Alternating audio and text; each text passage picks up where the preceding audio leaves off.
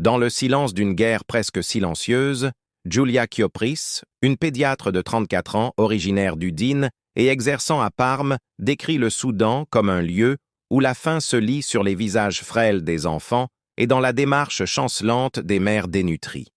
Elle est au Darfour Nord depuis 2 mois avec Médecins sans frontières, à l'hôpital de Tawila. Chaque jour, elle parcourt des couloirs où l'air est imprégné de désinfectants et de poussière, où l'eau est rare et où le bourdonnement des générateurs remplace l'électricité coupée, tandis qu'à l'extérieur, le soleil brûle et la nuit résonne de coups de feu lointains.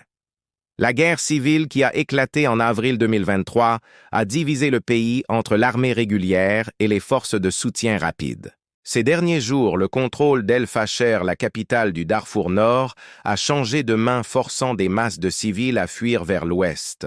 Des kilomètres à pied sur des pistes arides, avec des charges de fortune sur les épaules et des enfants attachés contre leur poitrine dans l'espoir d'échapper aux barrages et aux violences. Des centaines de milliers de personnes sont arrivées à Tawila, un village autrefois peuplé de quelques-uns seulement, une ville de tentes de paille et de plastique, au sol de boue séchée que le vent arrache sans ménagement.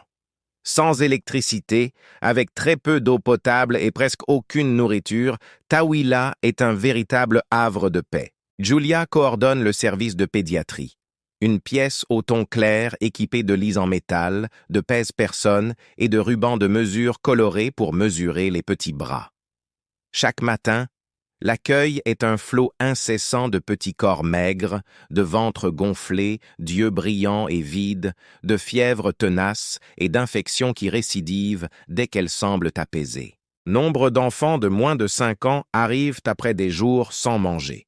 Ils ont tellement maigri qu'ils ne peuvent même plus pleurer. L'anémie les rend pâles comme du papier, l'hypoglycémie les fait trembler. Certains ne peuvent pas avaler et doivent être nourris par sonde. D'autres portent des plaies, anciennes et récentes, traces d'explosions et de balles perdues. Des maladies qui seraient facilement soignées ailleurs se propagent ici à une vitesse fulgurante. La famine, dit-elle, a contraint des familles entières à chercher de la nourriture là où il n'y en a pas. Peaux d'animaux bouillis, aliments pour animaux, herbes amères, tout pour apaiser leur estomac. Le système immunitaire de ces enfants s'éteint comme une bougie dans le vent, les rendant vulnérables à la moindre infection. Les mères, épuisées, n'ont plus de lait.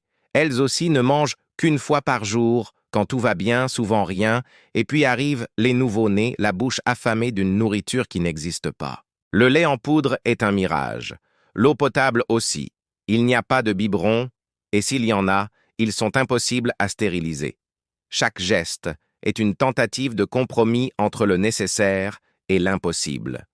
Autour d'eux, toute une génération d'orphelins grandit sans repère. Des enfants accompagnés par des voisins, par des inconnus rencontrés dans la rue, les noms de leurs parents à moitié oubliés, et leurs regards déjà adultes des jeunes filles s'occupant de leurs petits frères et sœurs nouveau-nés, des hommes blessés troquant leurs rations contre un chiffon propre. À l'hôpital Médecins sans frontières a installé un nouveau bloc opératoire et augmenté le nombre de gardes. Les chirurgiens opèrent les blessures par balle, les éclats d'obus et les fractures ouvertes, les instruments bouillent dans des casseroles de fortune. Les infirmières changent les pansements à un rythme effréné. Chaque lit libéré est aussitôt occupé et lorsque les patients sortent, ils n'ont plus de foyer où retourner, seulement la même tente, la même file d'attente pour l'eau, la même peur. Giulia mesure, examine, écoute, explique aux mères comment préparer les sachets thérapeutiques, pèse chaque gramme gagné comme une victoire, pleure en silence quand elle n'y arrive pas, puis recommence, car il y a aussitôt un autre patient à sauver. Pendant ce temps, le monde extérieur a les yeux rivés ailleurs, et les comparaisons avec des crises plus récentes et mieux médiatisées sont inévitables. Mais ici, dit-elle, une catastrophe presque inédite se déroule.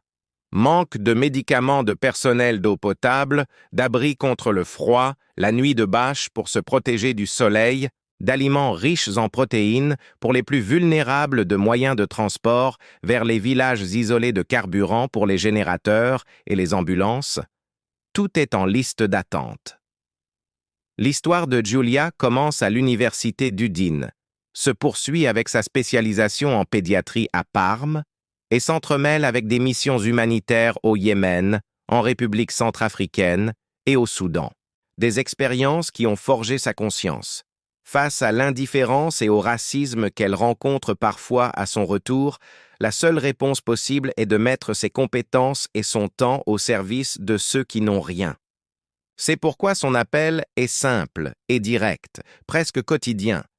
N'oublions pas le Soudan, chaque geste compte, chaque petit don, chaque mot qui brise le silence. Car derrière les statistiques se cachent les visages qu'elle voit chaque jour.